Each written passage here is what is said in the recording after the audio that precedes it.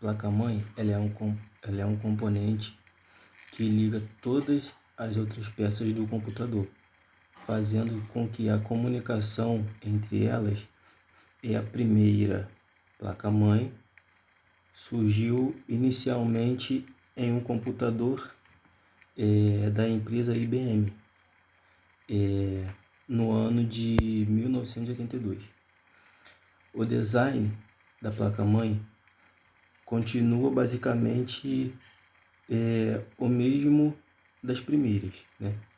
Até os dias de hoje. A placa-mãe IBM, assim como as sucessoras, tem portas e outros vários rádios, né?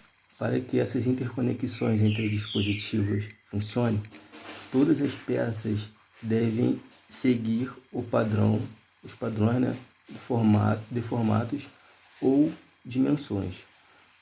Não é diferente de outros tipos de placa-mãe. Esses tipos de componentes devem se respeitar formatos físicos padronizados.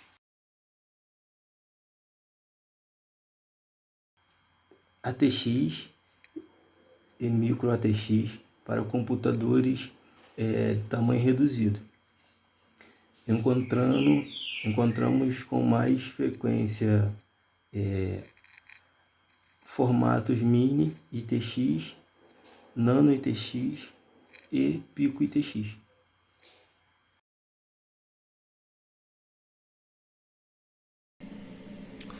ATX é a sigla para Advanced Technology Extended.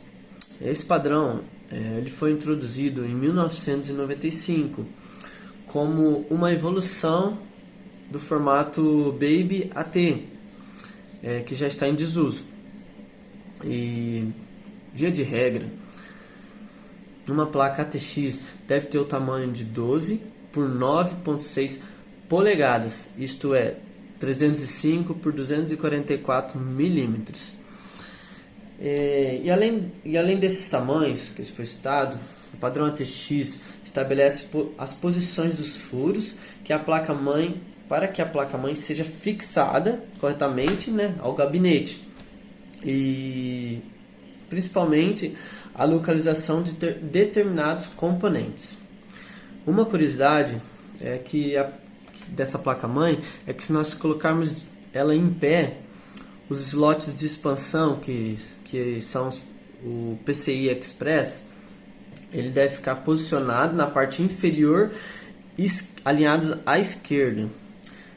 Porque nessa posição, a placa de vídeo e outro componente que você for instalar ali, eles vão ficar virados para traseiro do gabinete sem nenhum tipo de obstáculo.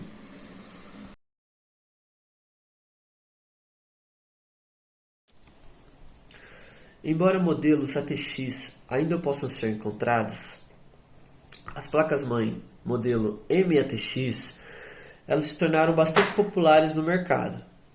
Em 1997, elas foram introduzidas e tem como principal característica o seu tamanho, que tem formatos de até 9,6 por 9,6 polegadas, isto é, 244 por 244 milímetros. Assim como no padrão anterior, micro ATX deve seguir o mesmo posicionamento de furos de fixação e componentes. Como o nome indica, a principal diferença em relação ao modelo anterior está nas dimensões. Placas MATX são menores e, portanto, ideais para PCs com gabinetes médio ou pequeno.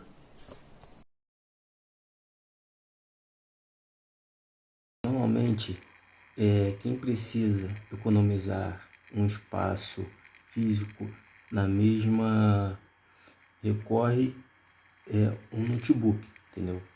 Mas existe também uma alternativa tão ou mais interessante do PCs, né? Compactos. Essas categorias pode ser atendida por gabinetes também.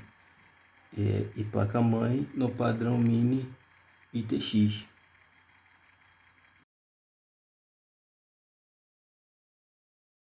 Como o próprio nome sugere, placa-mãe do tipo Nano ITX tem dimensões ainda mais reduzidas. O tamanho máximo é de 4,7 por 4,7 polegadas, de 119 por 119 mm. Detalhe que faz o nível de integração de componentes ser elevado. Aqui, placas-mãe Nano ITX costumam ser direcionadas a aplicações focadas em baixo consumo de energia.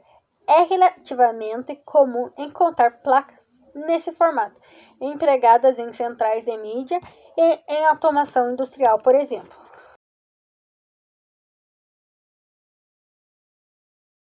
Entre todos os principais formatos da placa-mãe do mercado, o PIC-TX é o menor. Nesse padrão, as dimensões não passam de 3,9 por 2,8 polegadas, ou 99 por 71 mm. A placa-mãe é tão pequena que cabe na palma da mão. Novamente, o foco desse padrão recai sobre as aplicações que demandam pouca energia.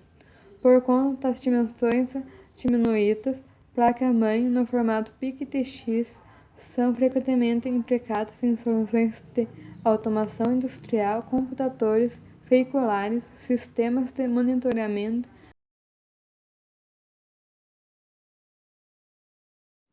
A QIMIOS é um tipo de memória onde ficam armazenadas todas as configurações do computador. A BIOS é o primeiro programa carregado e executado no computador, quando ligamos a máquina. O setup é um programa responsável pela alteração do BIOS. O chipset é o dispositivo responsável pela comunicação do processador com os periféricos, acoplados na placa-mãe. O DMA, Direct Memory Access, é a tecnologia que permite aos dispositivos comunicarem-se diretamente com a memória sem utilizarem do processamento da CPU.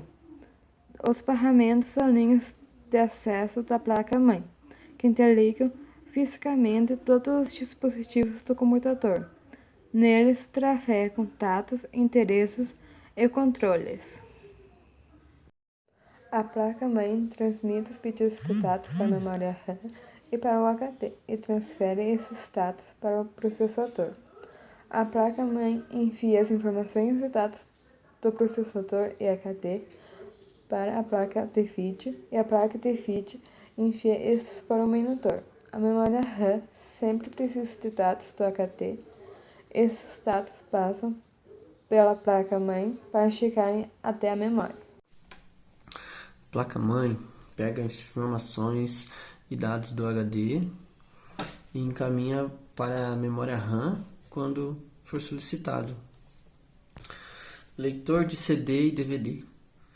Quando o leitor interpreta os dados do CD ou DVD, ele envia estes dados para a memória RAM, que por sua vez manda para o processador. Estes dados são enviados para a placa de vídeo, que os transmite pelo monitor. Todos os processos citados não seriam possíveis sem a placa-mãe para transmitir os dados. Caso fossem ligados entre si, todos os equipamentos teriam que ter memórias para guardar os dados e todos os dados iam passar por peças as quais não existiriam necessidade de passar.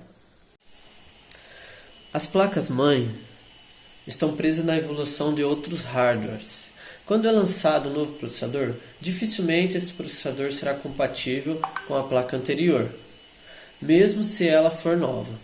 Esse problema de compatibilidade, junto ao problema de algumas placas não aceitarem processadores de outra empresa, faz com que seja necessário, algumas vezes, fazer a troca deste equipamento.